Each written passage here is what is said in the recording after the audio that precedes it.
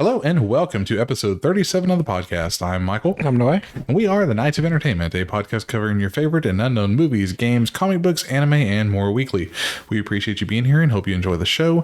This is what we are covering tonight. Tonight we are going over a little subplot within Overlord. It took up, I believe, 3 episodes in the anime, but it's one that I find interesting, so we'll cover that tonight. But before we do, like, share, and subscribe to the channel. You can enjoy the show on YouTube, Spotify, Rumble, Odyssey, and more. We also have membership tiers on those platforms if you'd like to support the channel, or you can check out Coffee Brand Coffee. Use our promo code KOE Podcast and get 10% off. Cool. But let's go ahead and get into it. Alrighty, so within season 3 of the anime, I believe, if you want to watch it, there is a point in Overlord where there's actually an invasion of Nazarick, where there's a group of people that try to invade the tomb of these godly beings. Because they don't know no better at this point, really. So it starts off, though, a little bit of backstory with it. We have, if you're watching it in anime form, it would be episode 6 is where it starts. And the title of the first episode of this little arc is Invitation to Death. So it starts off just wonderful. We have deep beneath a remote tower in the Ministry of Magic, Fluder Paradigm, which is like one of the most powerful wizards within this new world of Overlord. It's like there's only 2 or 3 people that are above his, like on his level in this world. If you take out the guild of Ainz. Fluder? Paradigm Fluder. Fluder. Couldn't find a better name, huh? So we see him, and he's trying to control a Death Knight. A Death Knight is a level 40, I believe, undead. Basically, it's something that usually ruins entire cities if it's released. And he's trying to control it. Like a zombie. As he's still unable to, he intends to someday achieve control of it so that way he can surpass a person named Rigrit, basically kind of like a hero class character, as the most powerful magic caster. As he moves to another section of this tower, his undead minions are performing experiments to see if skeletons in proximity to corpses will turn the corpses into zombies. To see if being around undead will turn a dead person into a zombie. Kind of like just a negative energy, I guess. Maybe. Death magic. With no progress so far whatsoever. Fluder exits the testing area of this tower, where a royal guard of the Empire of Baharuth.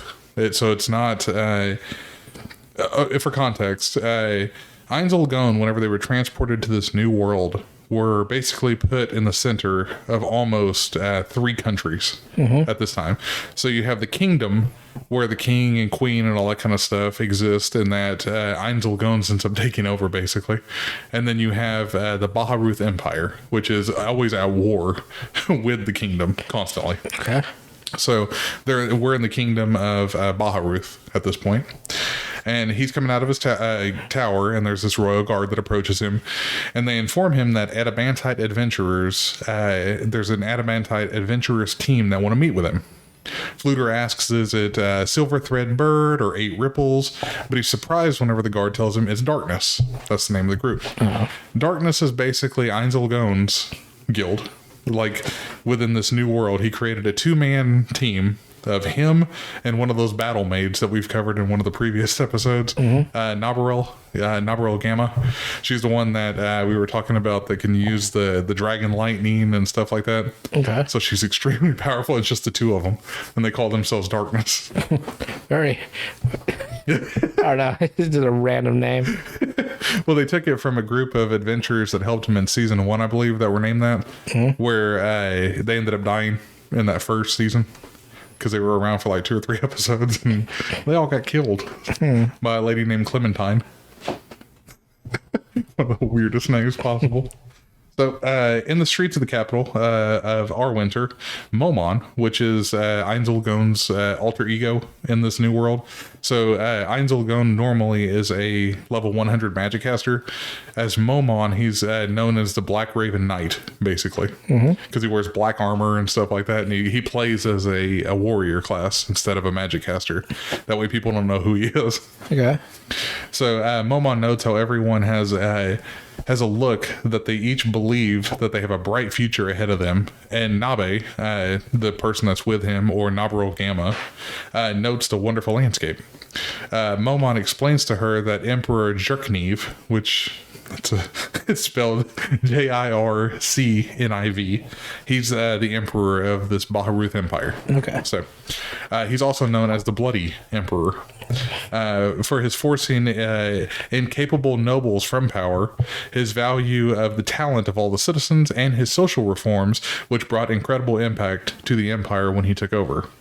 The nation is gaining power by magical research, by Fluder paradigm, and military improvements, even pointing out that the patrolling soldiers, who are of better quality than the Riestes kingdom, which is that kingdom that I was talking about before that borders this empire, which drafts basically any commoner to fight for them. The Baharuth Empire is basically training soldiers instead of just relying on draft, basically. So Momon makes a slight bow to them as he proceeds on his way, seeking out the Our Winter Adventurers Guild to sell his name and try to spread his name within this new world, as not as Ainz, but as like a extremely powerful warrior, to where everybody basically gives him money to hire him. He's trying to make money in this new world. He's bored, I guess, or just trying to get rich? Trying to get money. Because the Yggdrasil money that they had from the guild itself whenever they got transported to this new world is not the same currency that they use there. So he also doesn't want to like show his hand so fast. No. It's like he doesn't want to give them Yggdrasil gold and then to them like, where the fuck's this from? This doesn't come from any country we know of. Why don't just wreck the whole country and just take their gold? Oh, he does that later on in the series, so don't worry. Just seems simpler. He's at this point, he's trying to basically not alert anybody within the new world that Ainz exists with the Tomb of Nazarick, basically. So he's been trying to kind of stay under the radar, so that way if there's other players, at this point he still thinks that there's other players in this new world that might be able to compete with him. So he's trying to kind of go under the radar a little bit because he doesn't want them to know. Okay. But and Nabe remembers hearing of workers being common. Momon states they do request, but they're not protected following guild regulations or anything like that, or are funded by the guild. So in this Baharuth Empire, unlike the kingdom has a guild that takes like requests and stuff, kind of like the stereotypical adventurers. So like you can pay them to do requests and stuff like that, and the guild supports them and stuff like that. And the Baharuth Empire, they have workers. So the workers get to choose if they want to do a job or not, instead of the guild telling them they have to do a job. Okay. So it's kind of like having a union versus not having a union in the real world. Yeah. That's basically all it is. Momon sees some merit in what they do. He thinks back to Demiurge's plan for making Nazarick a recognized nation, considering it a genius one-way plan, and knows the dice are now rolled. In the Imperial Palace, Emperor Jircniv has an intelligence report on the demonic disturbances, specifically Momon, which is Ainz fighting Yaldabaoth. For context, in the earlier part of this season, or the previous season, so it'll be season 2 of the anime, but it just backwards in time, Demiurge, the demon guy with the red suit, basically made a play to take over the kingdom as a demon lord. Oh. And the Black Raven hero Momon defeated him. So he raised his name and status by beating his own subordinate, technically. Huh. And it was just like an act the entire time. They're just pretending? Yeah. It was just a way to raised his name. Yeah. He figured out a way. And it was all Demiurge's idea, since he's a huge tactical strategist and stuff like that. So he kind of figured a good way to raise his notoriety and stuff. I got a plan. Just beat the shit out of me. Pretty much. After he had already beat the shit out of everybody else. So it's like he's done decimated everybody, and then This new guy comes in. Ainz basically comes in and kicks his ass. So not to fear, I'm a hero. pretty much. As the demon hasn't been sighted since. So basically his alter ego Yaldabaoth, because he wears a mask, so you can't see that it's the normal person. Jircniv, this emperor, believes that the kingdom is in an exhausted state following these events. They may not need to wage the annual war that they have. They literally have an annual war. And as they have gained information easily from the treacherous nobles that have left the kingdom, there's little to be done to quash the Riestes kingdom at this point. He then orders Fluder, the wizard, to investigate the demon, while also has answers on. He wants answers on Momon, the Black Knight, and he wants answers on Ainz that saved the head warrior in the first season. So he's basically wanting information on Ainz, which is both Momon and Ainz, but he wants information on both of them. So. Believing some hidden heroes and villains have come out of hiding. The Emperor theorizes these are the initial happenings of a great battle, similar to the war with the great evil deities 200 years prior, which were another set of people from our world that were sent over to this new world while they were in the game. So they had the same kind of abilities almost that Ainz would have had. What happened to them? His character. Oh, they died. Oh, well, shit. They died. While the Emperor's 4 Imperial Knights giving him respective inputs, Fluder concludes that the conversation and with some news of his investigation with Ainz. Meanwhile, in the Riestes kingdom, Nazarick, which is one of the princes, discusses with his fathers plans of rebuilding all the stuff that was destroyed by Demiurge, basically, whenever they destroyed parts of this capital. Renner, which is the princess, inquires into the status of those taken, because Demiurge took some of the people from the capital to experiment on them as the evil being that he is. But the investigation is still proceeding, with no leads on how the demons took 100,000 citizens. Damn. Demiurge took 100,000. Just put them in his pocket and walked off. Remember, he's using them to make scrolls and stuff like that. Oh, yeah, their skin? Yeah. I remember. Forcing them to breed with other races. And Gross. Demiurge is a very cruel person. He takes joy in it, and so... Nazarick then asks his father to be reassured as citizens are praising the king's efforts in the restoration. Plans made by the princess and Nazarick. And the Magician's Guild is researching the magic item that Demiurge was seeking, believing it will find a way that they can understand what he was doing.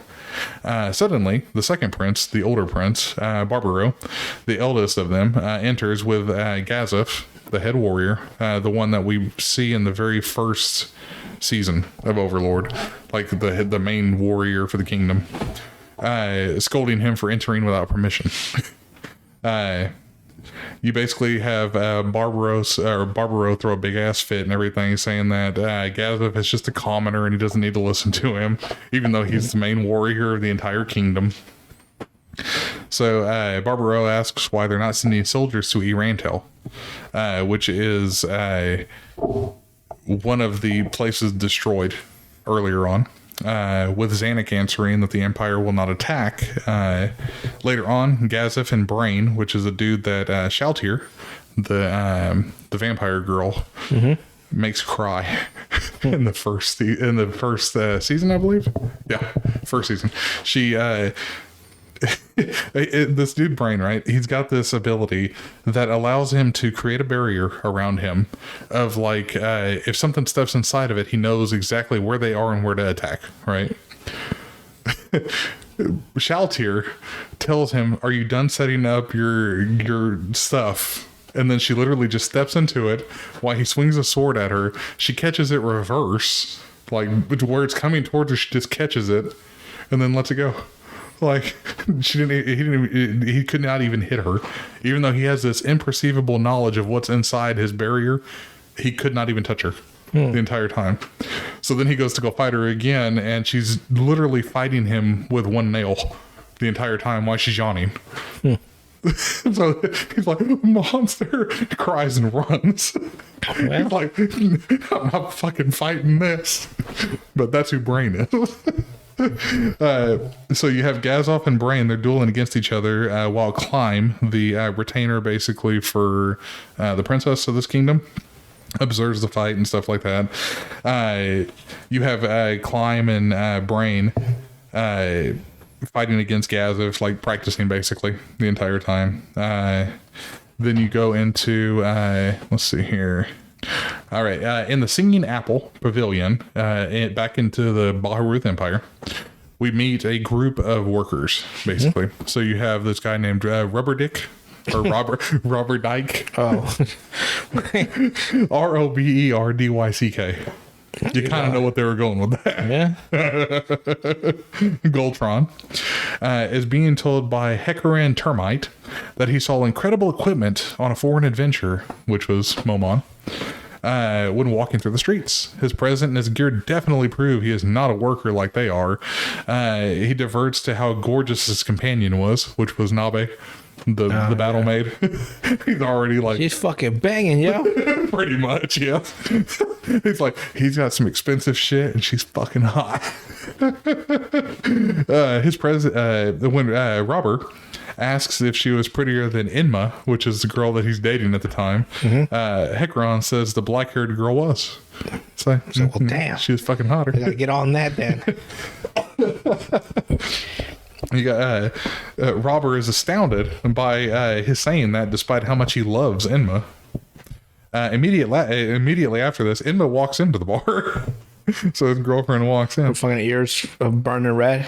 Like, who the fuck is talking about me? He calls him Hecaran, a guilty voice stuttering, basically. She is followed by Arch, which is a short little blonde-haired girl. Basically, I think she's a magician. Yeah, she's a magician. Inma is a half-elf, so she still has the ears and stuff like that. I forgot there's like other races, but they're not like as prevalent anymore, right? Yeah. Yeah. Yeah. Well, not within these two kingdoms, basically. Outside of these two kingdoms, yeah. I saw this thing on Facebook. It's a dwarf's battle tips for fighting humans. Like how, like what, like where to hit them if they have a certain weapon. Yeah. Because dwarves being smaller than a human, it was hilarious to see. I'll have to watch that later. I don't know where it is, but it's like if you're taking it like if he's got like one of those big old pole axes, you go straight for the kneecaps with your shield, boom. And if he's got their own shit, you gotta like hit them and then go up like a an Since uppercut. you're already shorter, yeah. Yeah, just hit them up and maybe like it'll hit them in their face. Yeah. Shit, so, being short, I'm a dwarf. We always go to war. That's actually a really unique idea, though, to figure out how other races would fight. Yeah, give a little credibility to their existence. Yeah. All right, so after that, after entering a closed space, the team Foresight, which is a group name for these four people, discuss their next job. The exploration of a newly discovered tomb in the Riestes Kingdom. Arch states that she learned that their client is Count Femmel, who is losing favor with the Emperor at this time, the Bloody Emperor. Why is he called the Bloody Emperor? Because he basically killed all those the other nobles that didn't do their jobs. Well, and this guy apparently is getting ready to fall out of favor with him. So once you fall out of favor, it's a death sentence. But still has the finances to back the job. Hell yeah. They are paid 200 gold up front, 150 upon completion, and bonuses depending on their findings. I don't know, like how is that's a lot or not? It's a lot. Okay, just making sure. It's a lot within this. So you can tell me 2 million yen, it's like $80. Yeah. So I don't know. As it was a newly found ruin, Inma notes that those are most rare, as she thought they were already all found at this point within the two kingdoms. They thought they'd already found all the ruins and stuff. Looking at the map, Arch confirms that there's never been an ancient city or nation in that area, because they're talking about the great tomb of Nazarick at this point. Oh, is that the tomb they're going to? Okay. Yeah. But there's a small village, which is basically under Ainz protection at this point. Hecron reminds them discretion, their major scruple of this job, as if they were found that the Riestes royals would take note. They take a vote on the job within this group with unanimous agreement. Exiting the bar, Hecron asks Arch if her friends should speak with her parents about the debt that they had racked up. Because apparently this girl, Arch, is part of a noble family that has kind of fallen out of favor with the emperor and are poor at this point because they don't have access to any of their money, basically. Imagine being rich and then not being rich. Yeah. Like you've tasted the gold nectar of fortune, and now you're back to suckling water. Yeah. I mean, I guess lucky for me, I can live off $10 a day. So. Yeah, like I grew up, we're broke, so I grew up dirt poor. We don't know what that means to be rich and not be rich. I mean, I want to get there, but you want to get to rich and not be rich? No, just rich. Okay. I don't want to fall off, too. See, I want to make it so far that I get up there and then fall off. Oh, hell no. I would hate to be like, especially like if we fall off in our older age. Oh, that would like you're 70 years old, you gotta cashier again. Gotta go be a Walmart greeter. Oh my God. You gotta, more of the story, people, invest your money, save your money, be frugal, and you'll be rich forever. Yeah. Make good investments. Exactly. Not Bitcoin. Well, no, Bitcoin ain't bad. Because it's a long-term thing. Everybody that thought that it was going to be an overnight millionaire just because of it. Like Dogecoin? Yeah. To the moon. Well, my cousin lost all their money on Dogecoin. To the moon. I heard that shit every fucking day. Remember, even if you shoot for the moon, you'll land among the stars if you miss.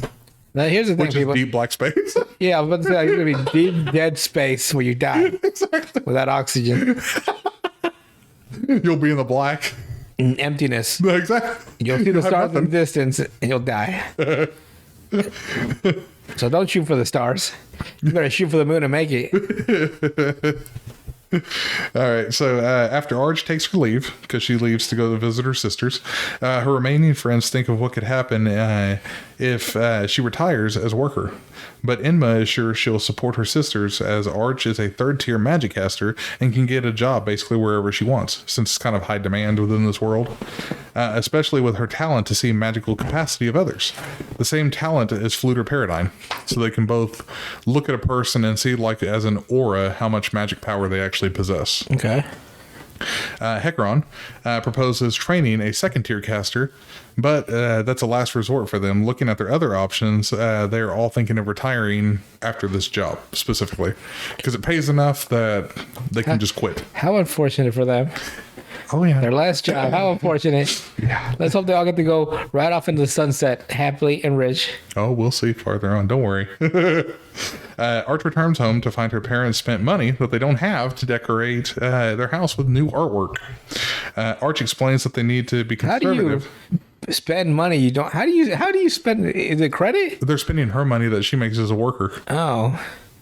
On random shit. Every time I hear like you spend money you don't have, where's this money you didn't have? If I spent money I don't have, I wouldn't buy anything. Exactly. I don't have it. Exactly. So what the fuck do rich people do when they spend money they don't have? They must just take a lot of credit out. Yeah, they're using her money to subsidize to look rich, basically. Because her father, he doesn't want to lose to the bloody emperor. And once he dies, they think the emperor is going to die here at this point. Once he dies, it will regain their titles. Yay. Arch swears that once she, evil takes forever to die. Yeah, pretty much. And the thing is that they keep naming him the bloody emperor, but he's kind of one of those people where, yeah, he did kill a bunch of the nobles, but he's not trying to destroy the country. He's trying to build the country of these like nobles that are like selfish, basically. Could just kind of rooting out the evil within the country. He's rooting out, all right. Oh yeah, he's pulling that shit up by the roots. Arch swears that once she has her own funding, she'll take her sisters from their home to somewhere better. Her father retorts that all care until now was because of him, and Arch with her sisters owe him immense gratitude. Exiting their living room, Arch meets with her little sisters, and they walk up to their rooms, basically. At night, in the Singing Apple Pavilion, the same bar that they were in earlier, Emma sleeps as Harkin looks out at the moon, believing that this is going to be their last job. Yeah, it is going to be their last job. From what I hear. At dawn, the worker groups from Foresight, another one called Dragon Hunt, another one called Heavy Masher, and another one called Tenmu, have all gathered for the exploration mission to explore and investigate the mysterious tomb. Each worker group captain meets and they all greet each other, and they kind of exchange names, stuff like that, for the ones that don't know each other. But after Inya takes his leave, the other leaders note he could be a danger to them all, even seeing him mistreat one of his elf slaves, because he's basically a single dude that's really well known for swordsmanship, but he has slaves that are elves. And he goes over there and just starts beating them and shit. Jesus. Yeah. Fimel's butler, the guy that had hired I don't see these floors sparkling. Starts fucking swinging on them. So you have Finmel's butler, the one that had hired these worker groups.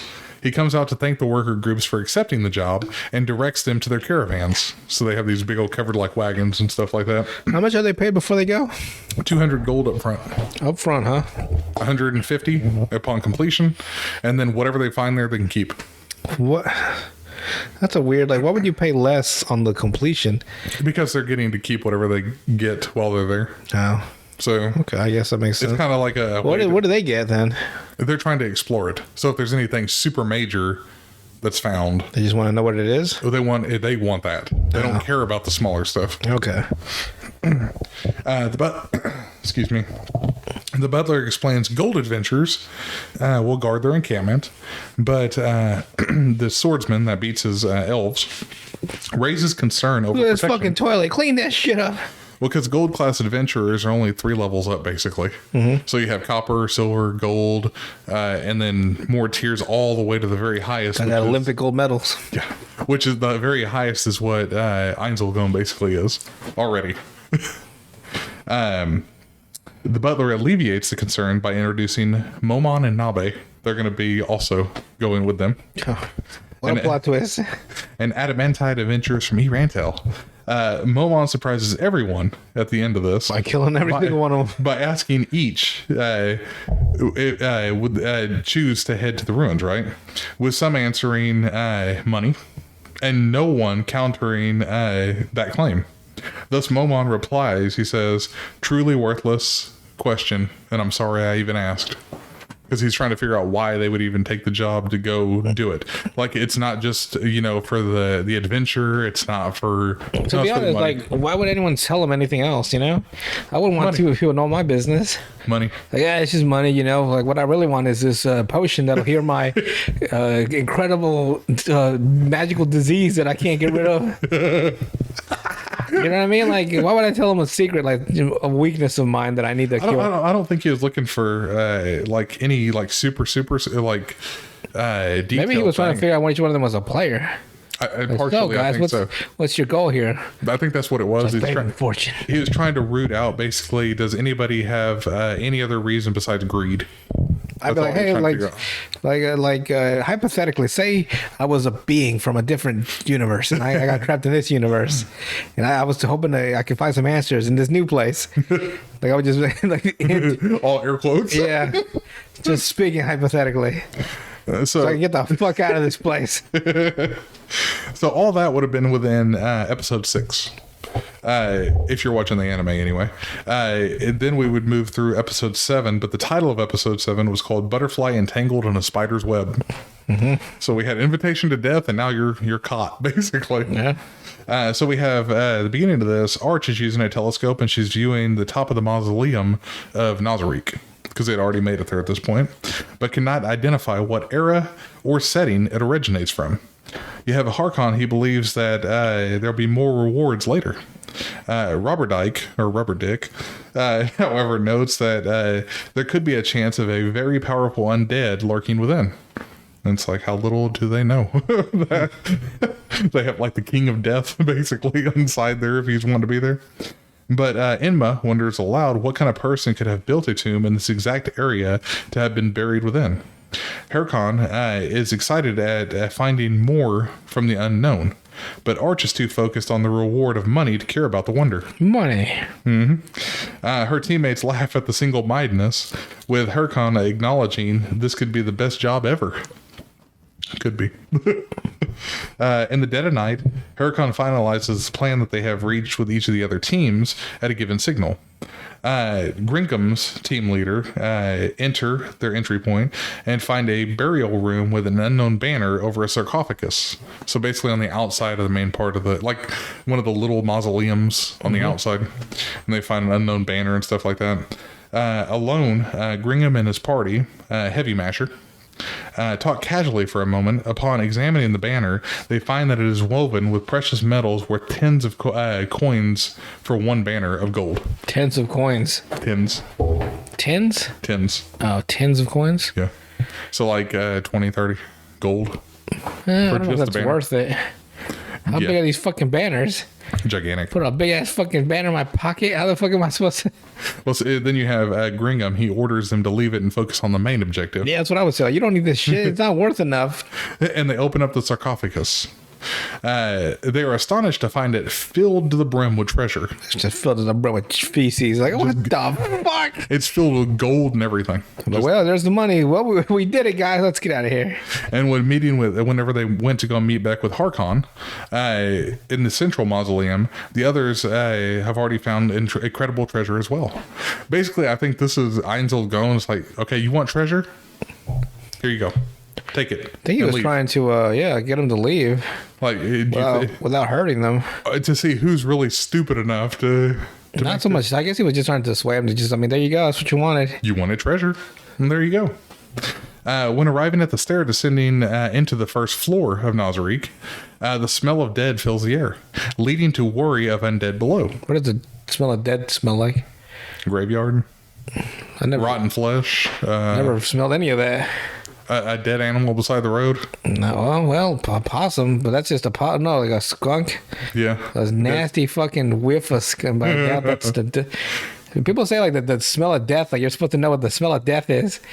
Oh, you would know it if you smell it. What I hope not. You would. Like, there's like when you're driving out in the country and stuff like that, like even on the highway, if there's any kind of dead animal and you go past it, you know. You definitely know, and it's not a good smell. Yes. With Papartra, requests his team to look for hidden treasures around the surface. Papartra only asks for his compensation fee of 10% to all the treasures should a safe route be found. Basically, he's trying to worm his way out of going directly into the front of it because he's smart enough to know there's probably something down there I don't want to fuck with. Probably. So he's like, hey, me and my group, we'll go look for another entrance. Basically one that might not be trapped. After they enter, Dick senses no undead responses. And Heavy Masher, the other group, members note the tomb has to be at least 600 years old, making it more valuable and a historical find. It was Heavy Masher, but he's somehow the archaeologist of this fucking expedition. Yeah. Well, he looks like a little dwarf. It's a trace of Inca, maybe Mayan, a little bit of Egyptian. My God. This place is a masterpiece. I'm Dr. Heavy Masher, PhD. Area, the one that beats his elves, being impatient. I'm gonna just add that as a suffix to every time. Whips the shit out of his fucking people. Yeah. He being impatient hurries to the others as he wants to kill being monsters. Impatient goes over and beats some more of his elves, then goes right back. And at this point, they see general skeletons running at them from below in the hallway ahead. Gringham eliminates the skeletons and advises them to be cautious going forward, as there could be more powerful undead later on. So then we go back to the base camp where they had set up all their supplies and stuff like that before going into the mausoleum, and we have Momon. or Ainz standing there, and he knows that the workers have entered the tomb. And another gold adventurer states that they are comrades in this mission, hoping they'll return safely. He then asks Momon's opinions, or Ainz, and Ainz lets slip that they'll die, but quickly corrects himself. Basically, he has to reword it as like they knew their resolve when they were going into an unknown place. Instead of, oh yeah, they're just gonna die. Then the gold adventurer buys basically into that and is relieved of the confusion.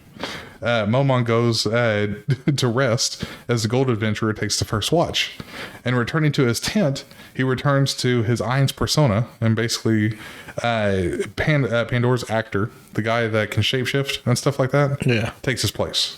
Nice. So he swaps place. So there will still be a Momon or the Dark Raven warrior outside if they need him. But he goes back to being his normal skeleton self at this point. Ainz enters the throne room to an awaiting Albedo, while she's sitting there basically, asking Albedo about the preparations for the planned visit of the workers. Albedo assures him that the preparations are complete and that their guests will enjoy the surprises. Ainz is pleased and looks forward to seeing Albedo's measure of hospitality, as they call it. So, he kind of knew this was going to happen. As he sits on the throne, Albedo pulls up light monitors to view the various worker groups. Ainz notes their entry, ordering Albedo not to let a single one of them go unscathed. So he can be more, I don't know. He was a regular human, right? not anything super crazy. Right. And he comes to this world where there's now living beings, and he's so callous, I'll be like, just kill him. Yeah. I don't know. It just seems like... Well, you also have to remember he has a status effect that being an undead, basically, it kind of like suppresses all his emotions. So he doesn't have the normal emotions that he normally would. So like anger, sadness, happiness, they're just kind of repressed a little bit. Like he can still feel them, just not to a normal degree. Damn. As Albedo promises to punish the thieves for trespassing into Nazarick, she asks Ainz which group he'd like to use as guinea pigs for his new sword, with the Overlord thinking about it. A little while later, as Team Foresight, which we've met already, is walking with Arch, noting it is all too easy to reach as far as they did. Enma warns them to be quiet. Looking around a corner, they see a group of undead soldiers. Arch detects first-tier skeleton mages, providing them support, which could have could be problematic for them going forward. So then you have Mr. Rubberdick. He goes out there and uses holy magic and destroys them. Meanwhile, outside, the guy that basically wormed his way out of going down the tomb to begin with, he what was it? He notes the loss of the prophet, basically. What does that mean? He's saying that, yeah, he's going to lose out money, but he's not going to be the first one to die down there, because he's going to let them die first and then go down there. Wait, if he's going to die, why you even bother? I'm like, well, I'm not getting fucked up down there. But their leader notes entering an unknown tomb right away and finds too much danger and is using the others as canaries in a coal mine, basically. He's using them as the test subjects here. Yeah. Like, you know what? I'm not stupid enough to go down there first. Let me see what this poison gas is first. Exactly. So then we have Yuri Alpha, one of the main battle maids. She surprises them by acknowledging a level-headed decision. We have the Dragon Hunter team turns and they see the Pleiades, the battle maids, all outside of the tomb. Minus Narbarel, which is the guy that Momon, or the Narbarel Gamma, the girl that's traveling with the warrior. So all the Pleiades except for her at the top of the staircase. One of the Dragon Hunt members notes that the maids at a tomb is a bad taste, since they mustn't be good at their jobs. Which triggers the Pleiades because they're battle maids and they only look up to the great supreme beings at this point. The Dragon Hunt tenses up, sensing that they have that killing intent at this point, except for the guy who triggered them. When calling for them to kill them, Yuri claims her sisters to focus, what was it?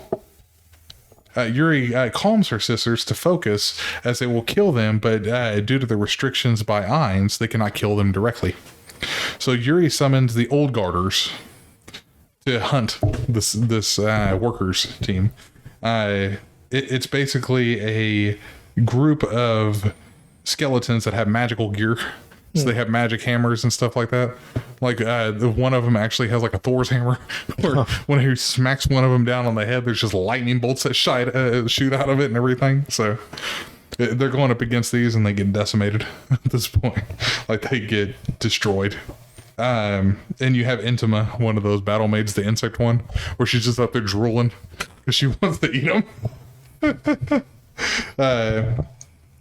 Yuri then calls for all the still breathing to be healed and sent to the torture chamber, while the dead are to be examined by Ainz.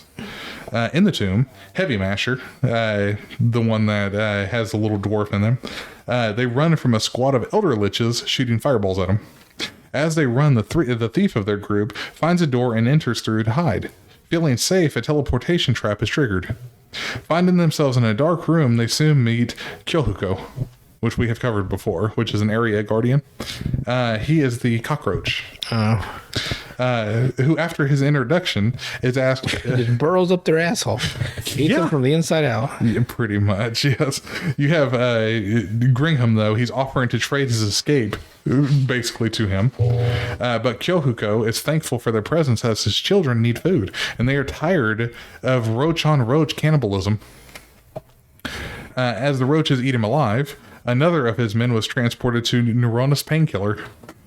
And I know you remember who this is.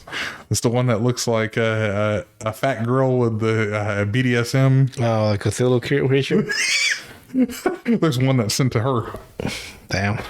A special intelligence collector who elaborates that the worker groups have entered Nazarick, the most honorable place in the world. Neuronus goes on and on about Ainz and her love for him, and going on a tangent about how she hates Albedo and Shalltear. As Neuronus' creator suffers from kidney stones, she feels that she should start with a special tool inspired by it. Jesus. Where it's got spikes on the tip of a... Kidney stones, God. She's gonna shove it up there and... Then we have somewhere else in the tomb, one of the elf beaters, elven slaves, hears something up ahead. And they soon meet Hamsuke. Wait, so the slaves are still with him? Yeah, they're still with him. I was just joking about him beating the shit out of him and coming back. No, they're still with him. Jesus, he's chasing my rainbow. Huh? Hey, come on down with me.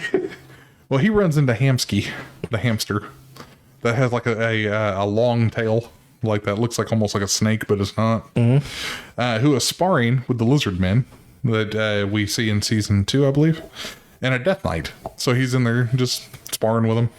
A big ass hamster looking thing.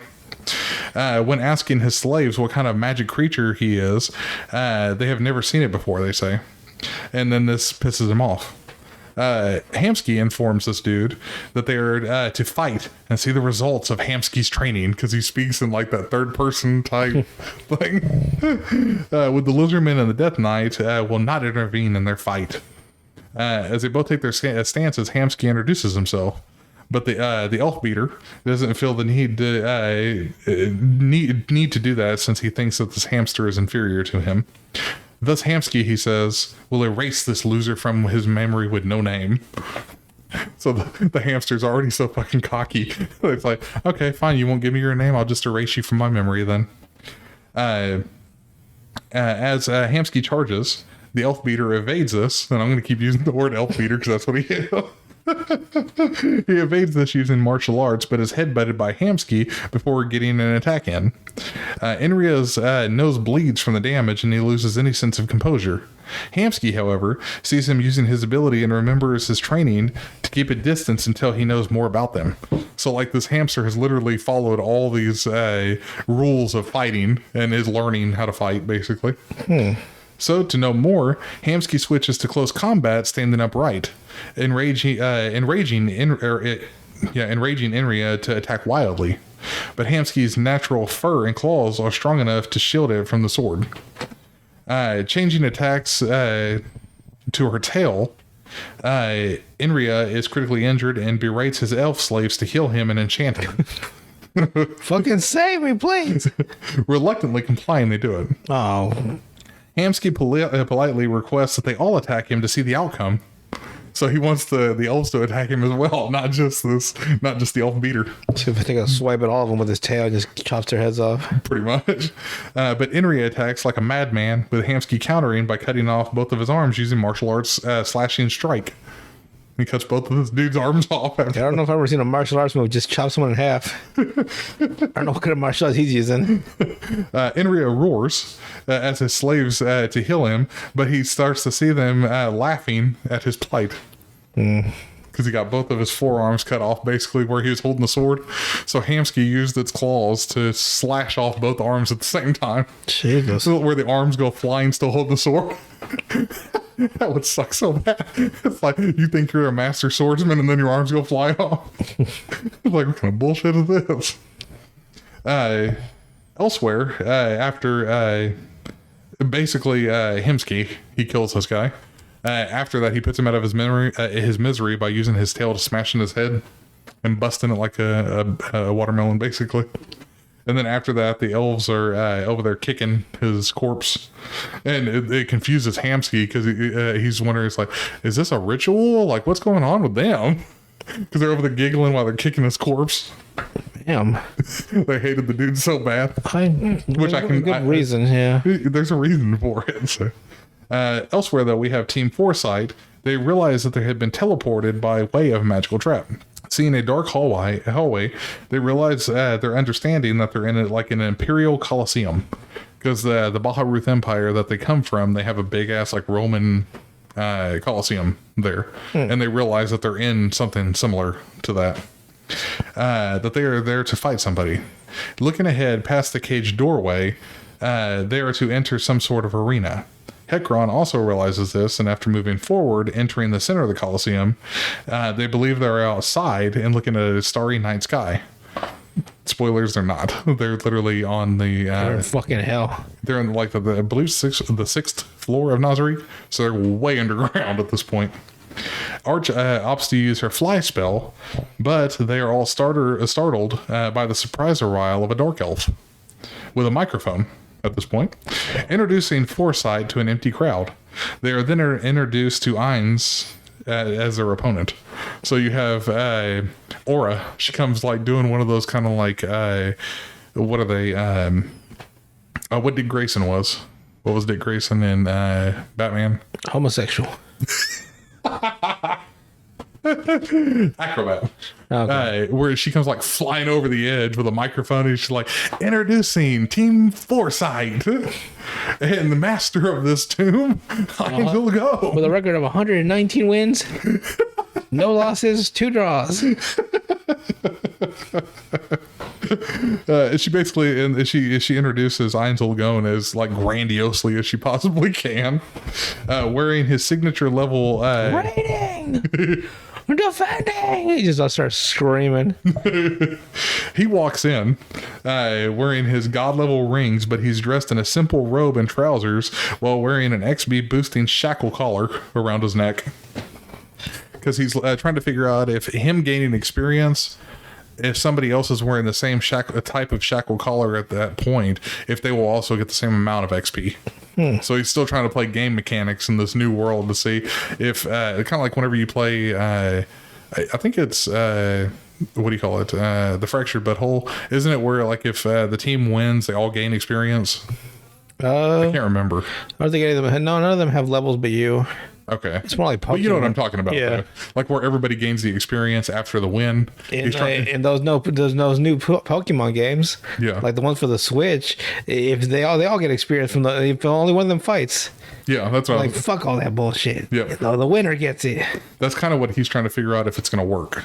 Albedo following behind him as his cornerman, and the two stand before the Team Foresight. At the back of the group, Arch apologizes to her friends as she believes her selfishness and greed lead them to the encounter with Ainz, but they affirm her this was a team decision and not her fault. Hekron looks over at Ainz and whispers to his friends that he may have a way to talk them out of this. Hekron takes a cordial posture and apologizes for intruding into the tomb without permission, seeking to ask what recompense Ainz would like for their departure. Ainz, however, compares their presence to that of maggots in food. Unwanted, and you don't simply let them go. But you can't blame the fly for its instinct. as they choose to invade their tomb out of greed, and Hekron tries to elaborate their full intent. Ainz stops him and says that there's he basically displeases all the lies that they're talking about.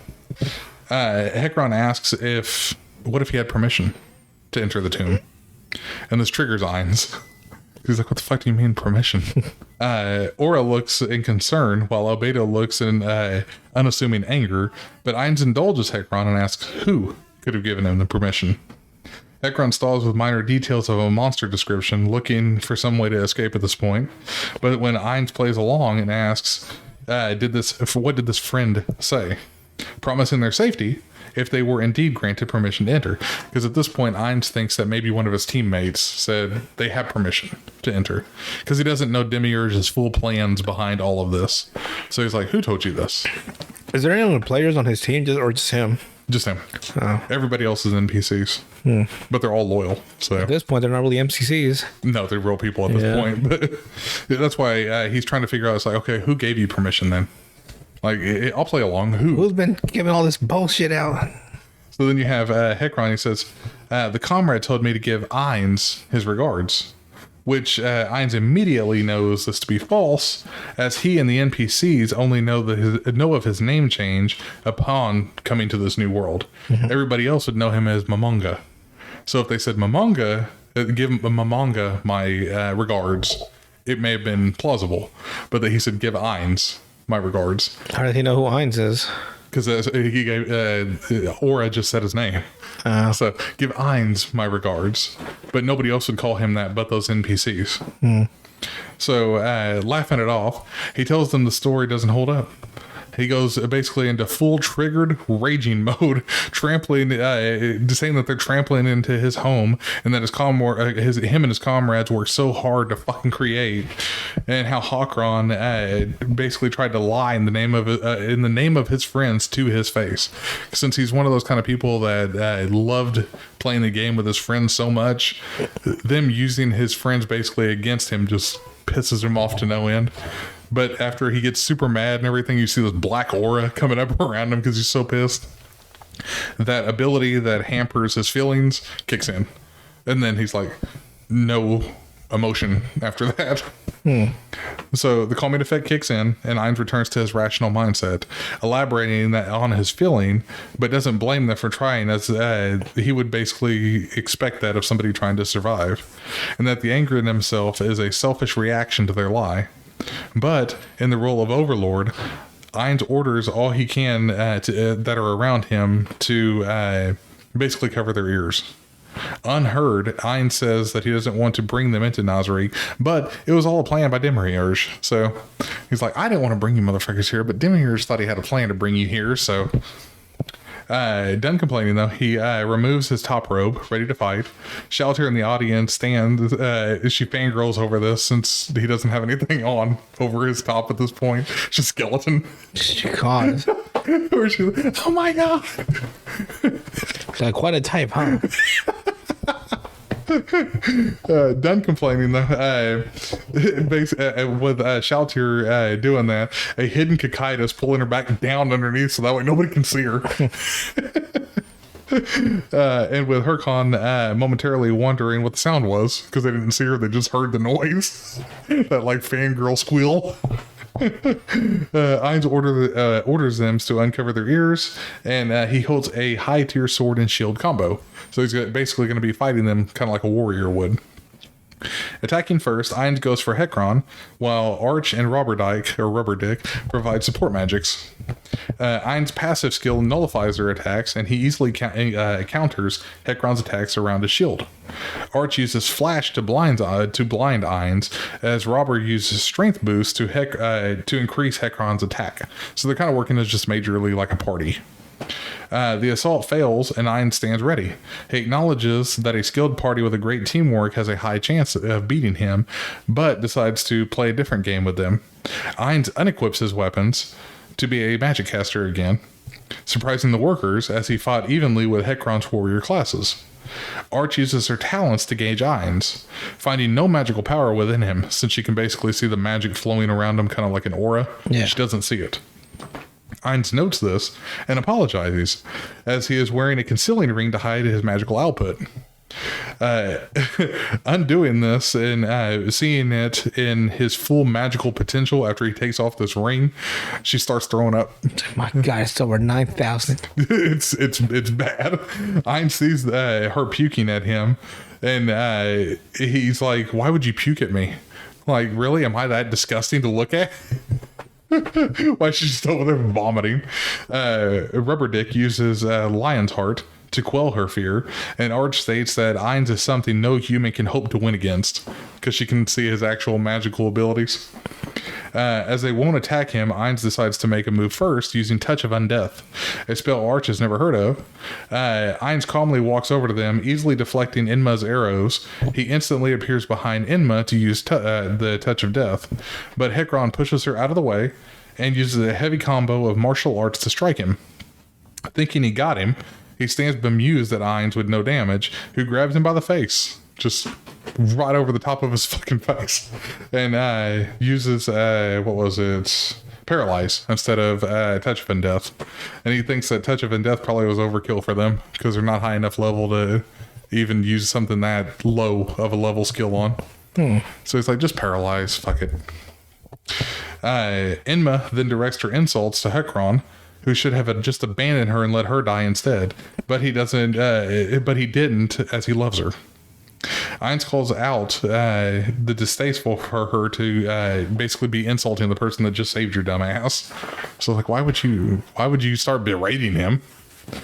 It is then that Enma remembers and tries to bluff Ainz that they don't if they don't return by a certain hour, Momon, the Raven Black hero, will come for them. Ainz rebuffs this, as he cannot save them from him, because it's like, dude, that's me. Like, I can't fight myself here. So. That'd be confusing if they're like, what do you mean? Like they did last not thing you hear. It's like, huh? It is then that Rubber Dyke hands a pouch of coins to Arch to flee, to get back to her sisters, as the others fight Ainz to buy at least 10 seconds for her to run away. Seeing this, Ainz states he thought it would be more, they would have a more disgraceful exit, but Enma and Robber did as they should of their comrade, asking Ainz if his old friends were not the same. He confirms they were.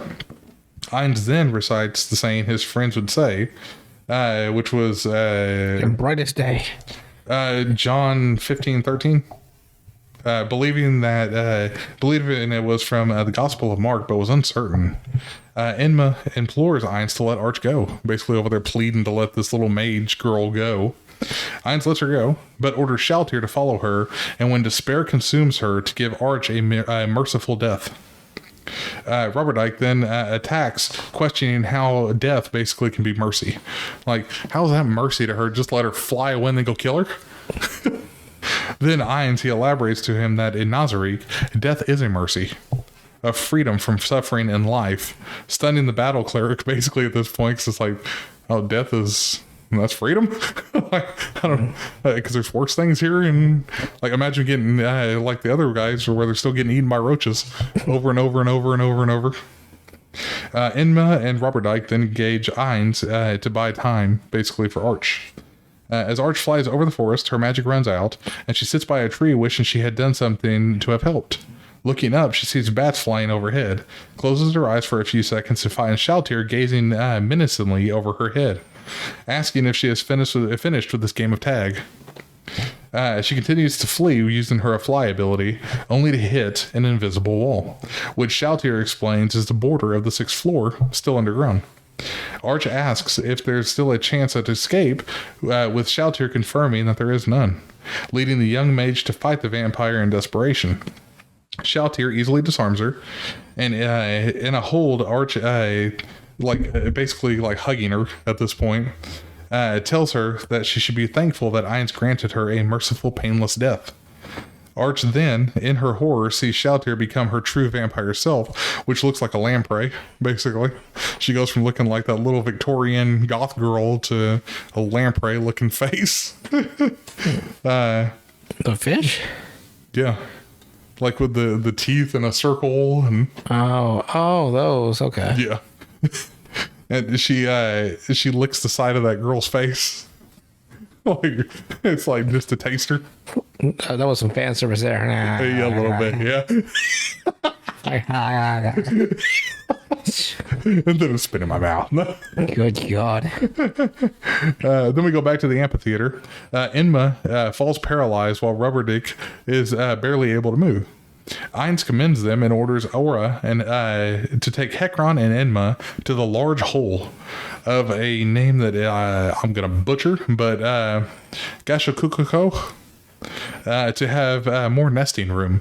This is one of those area guardians that we talked about in a long ago episode about how he uses humans as nest. Yeah. Aura desperately but calmly asks if Mara can do the task instead, because Aura doesn't want to do it. Ainz approves it, and the Dark Elf goes to compel her brother to do it in her place. That heist? Yeah. Okay.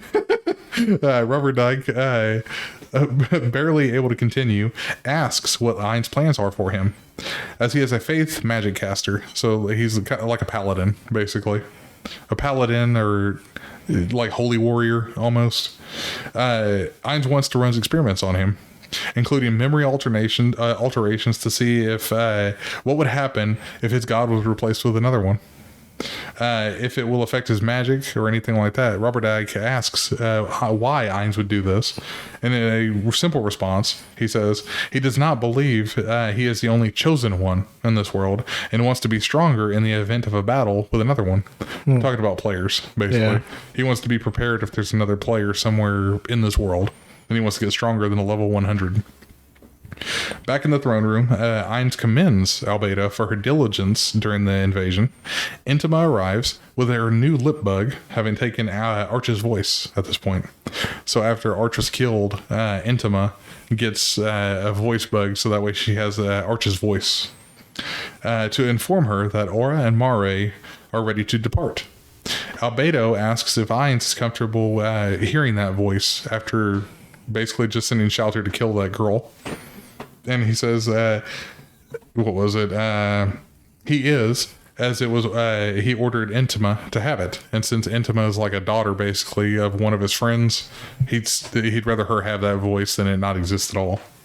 Ainz asks Intima if they made use or efficient use of Arch's body, which she divided appropriately. Arch's head was given to the one of the Silk Hat demons. The arms were divided among the dead man's struggle. Demiurge took all her skin, and the rest was given to Grant's children to eat. Ainz is pleased with this, as the hunter must use the captured prey without waste. That is how it's best to respect the dead. Meanwhile, late at Arch's home, her little sisters are gazing out the window wondering when their big sister will return. While both talk about what will happen when they run off with their sister. Yeah. Happy ending. Come morning in the Imperial Palace, Jircniv has a council meeting and learns that the workers were all wiped out, compelling the Emperor to order proper countermeasures, if I can even talk, countermeasures, should they come into conflict. All while Fluder looks at them and internally monologues how after 6 generations of service, he views Jircniv as the most extraordinary of all the emperors he has served in the past, even viewing him as a son. Jircniv calls him basically out of his blank stare, as he was lost in his thoughts at this point, as he depends on the mystical elder for wisdom in his reign. He asks Fluder if a scapegoat of a noble can be ready, basically for... they're trying to scapegoat one of the nobles for what had happened at Nazarick. Good old modern world politics. Pretty much. Let's blame everybody else. Fluder affirms this, as the people immediately in the room know the full truth. I'm glad to hear this, though. Suddenly, everyone is taken by surprise at the landing of a golden dragon with 2 dark elves on its back. So this is why Ainz had asked if Mare and Aura were ready to depart. Mm-hmm. He was sending them to the Baharuth Empire on a golden dragon.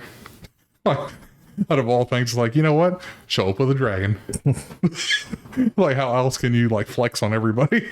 Let's see here. As the Dark Elf gets off of its back, Aura makes a proper announcement to the Emperor that they have sent intruders to Ainz's home. And as Ainz is incensed by this, if nobody takes responsibility, then they have orders to destroy the entire Baharuth Empire. Startling the humans in the courtyard at this point, or starting with the humans at in the courtyard. Mare opens up a hole, swallowing every single person in that courtyard, shocking the Emperor and his guards on the balcony who witnessed the display of this power just now. And that is how this little arc ends. They're just fucking up the entire courtyard of the Baharuth Empire. It later goes on to where Jircniv he basically goes to the tomb of Nazarick with the head of that noble that they scapegoated to try to offer that as a like penance for what they had done by invading Nazarick itself. And it was all of this was basically a way for Nazarick to come out into the public area and actually be known, where it makes it look like they were attacked first. Oh. So that way they can attack everybody else. That was the plan? Demiurge, yeah. All his idea. It's like, let's fuck them all up. How about that? But make it look like they attacked us first. Why bother? Because they're basically trying to rule, not destroy everything. So they want loyal followers rather than... They want obedience rather than like rebels and stuff. Yeah. Huh. Because if they took it over by force, everything by force, basically you're going to have rebels show up and try to stop them later on. By taking over, making it look like it's everybody else's fault, we're just defending ourselves. So like Eren Yeager. Yeah. Yep. Just committed mass genocide. Yep. It's like, hey man, they started it. I'm just going to finish it. Is that shit out yet? I don't even know. The last part of the last season? Yeah. Like part 2? Or part 3? I have no idea what the hell's going on with Attack on Titan. I haven't looked in a while. Eren Yeager. So hopefully everybody followed along with those 3 episodes in the anime. And with the worst fucking pose for Eren Yeager, remember? I hate that fucking weird ass scouts. Or you fucking crunch up your fucking hand right into your fucking knee or your own fucking forearm. Your hand into your knee? Shit. Your fucking hand into your forearm somehow. Fucking Eren Yeager. But you got anything else to add before we head out? Aside from doing the Jaeger the salute. My soldiers do not yield. You know, if Aaron was there, he would have conquered the whole place. My soldiers do not wither. We rage.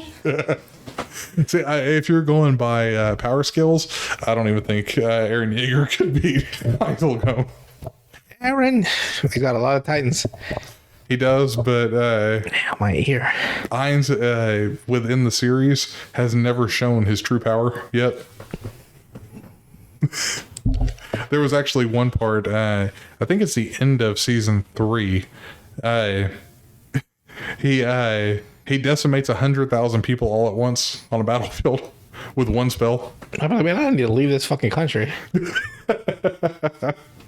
Is that never a concept they think about? Or are they just always just like, well, I'm here now? I think it's that they're just there now. I'm like, you know, I got a family. I gotta go home. Later on, the Baharuth Empire. Fuck all this place. Well, they that kingdom and that Baharuth Empire, they eventually have their annual war again. Mm-hmm. But at this point, the Emperor is trying to be friends with Ainz, and he says, "Use your most powerful spell that way that you can show everybody." Basically, he's trying to gaslight him because he wants to backstab him later on because he thinks that he's smarter than Ainz. But Ainz very biased. Ainz though, he uses a spell to the dark goddess and kills 100,000 people, which summons these 9 goat-looking things that stomp everybody after that. So he kills a bunch of people. They expected him to be able to use a spell to kill maybe 1,000 people. It's like no, 100,000 just gone. One spell. But that is everything I got for this. And anything else before we leave? Cool. Eren Yeager. We'll see you guys on the next one.